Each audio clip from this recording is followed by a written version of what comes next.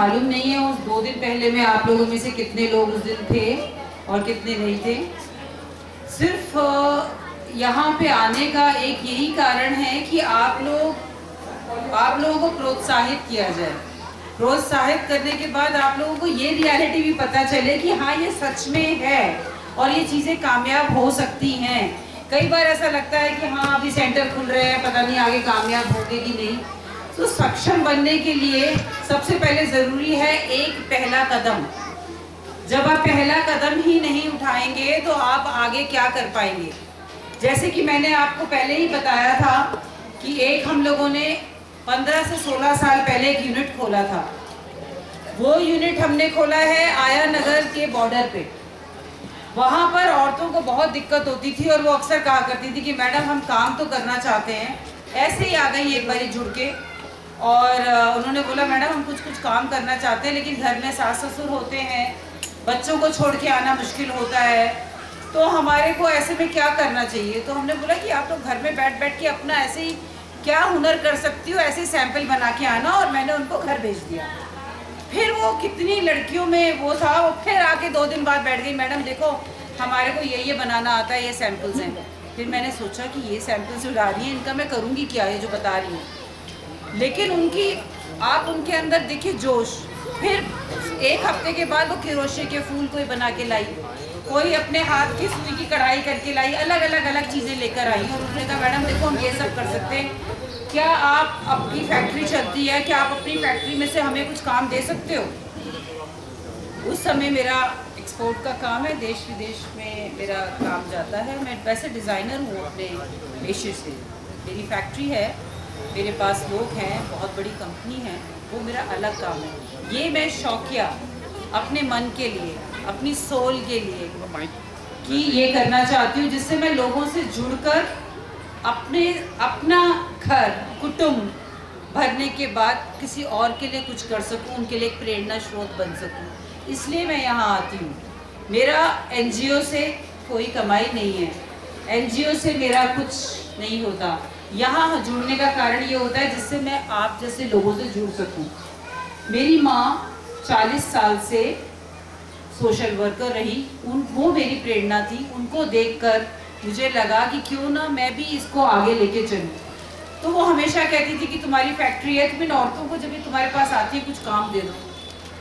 5 औरतें आई, फूल बना के ले आई क्रोशे के। आप मानोगे नहीं, वो फूल मैंने उनसे लिए और अपना एक कोई सैंपल जा रहा था उसमें वो मैंने फूल टाँक के भेज दिया, क्योंकि उनके अंदर इतनी लगन थी, उन्होंने उसमें अपनी इतनी जान डाली थी कि वो सैंपल ही पास हो गया और मुझको ऑर्डर प्लेस हो गए।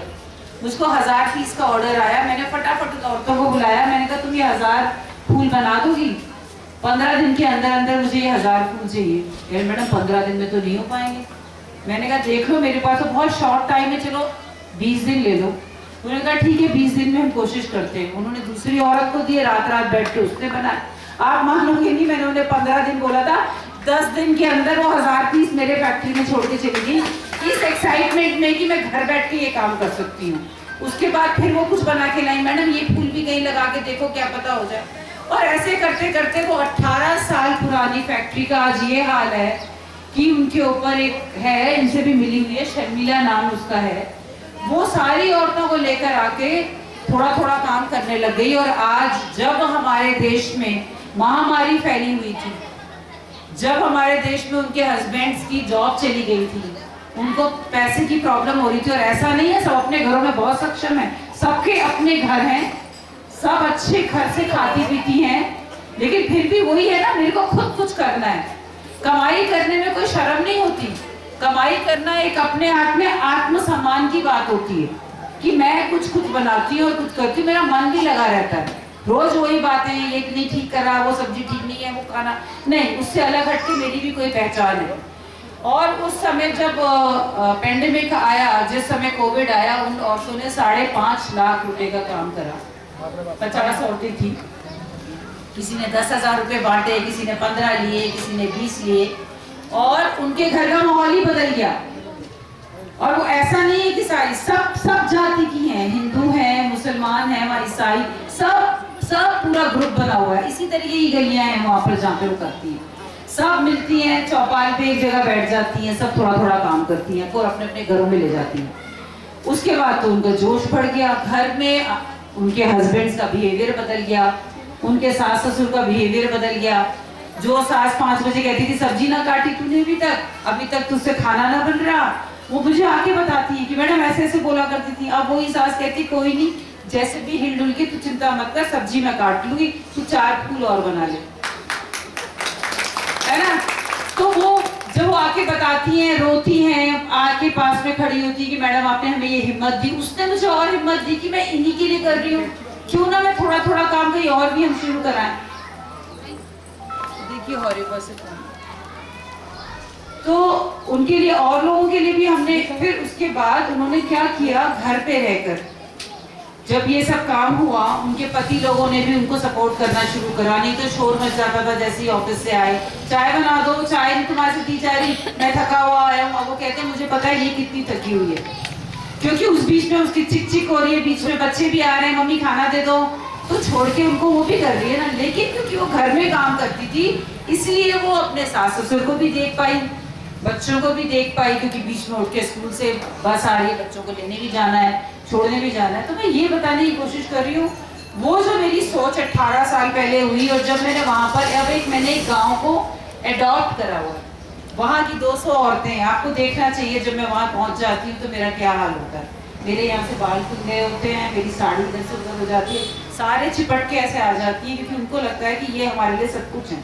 लेकिन मैं कौन हूँ, क्या पता उन्हीं की किस्मत से मैं आगे ऑर्डर ले रही हूँ तो मेरे आगे ऑर्डर चल रहे हैं, क्या पता। मैं क्यों हर चीज को अपने को श्रेय दूं, क्या पता भगवान ने इसी कारण के लिए मुझको और काम दिया कि मैं उनको काम दे सकूं। तो मैं तो ऐसे सोचती हूँ, ऊपर वाले पे विश्वास करती हूँ, चाहे वो किसी रूप में है। तो मैं यही आपको कहना चाह रही हूँ कि जब हमारे को यहाँ एक मौका मिला, हमारे साथ ये हॉरिबा ग्रुप वाले आए, इन्होंने बोला कि हमारी कंपनी को एक CSR करके एक रूल होता है कि जब आप अपनी कंपनी चलाते हो तो आपको समाज के लिए कुछ करने के लिए फंड्स आगे लगाने होते हैं। वहां पर हमने अपनी सोच लगाई, क्योंकि उन्हें पता है कि हम लोग कितने अच्छे से महिला दक्षता समिति काम करती है। तो उन्होंने हमारे पास आए कि हमें भी आगे फंड्स लगवाने हैं कुछ, तो हमने इलाके चुने। पहले हमने इलाका चुन के ये माया का एक सेंटर चलवाया, देखने के लिए कि कितना सक्सेसफुल होता है, औरतें आती भी हैं कि नहीं।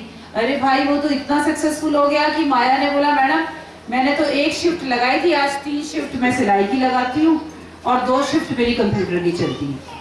और जो उसने मेरे को बताना शुरू किया और दिखाना शुरू करा कि ऐसे ऐसे सैंपल्स बने, और एक खुशी का माहौल हो गया। मैडम सारी आती हैं, हंसती हैं, बोलती हैं, 2 मिनट बात कर लेती हैं और कुछ सिलाई कढ़ाई भी कर लेती हैं और अच्छा लगता है।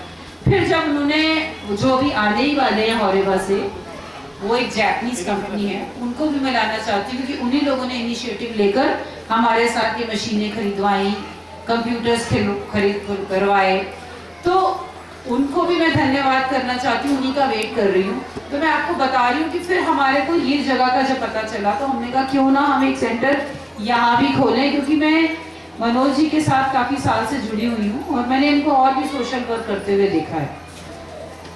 तो हाँ, मैं उनको लेके आ रहा हूँ, तीसरे पूछते भरत जी, मैं जा रहा हूँ। हाँ आप लेकर आइए प्लीज़। हाँ मैं ले आऊँ? हेलो, हाँ चलिए जाओ ले आओ। हाँ उनको कांटेक्ट कैसे करोगे, नंबर नंबर है तुम्हारे पास उनका, सौरभ जी का?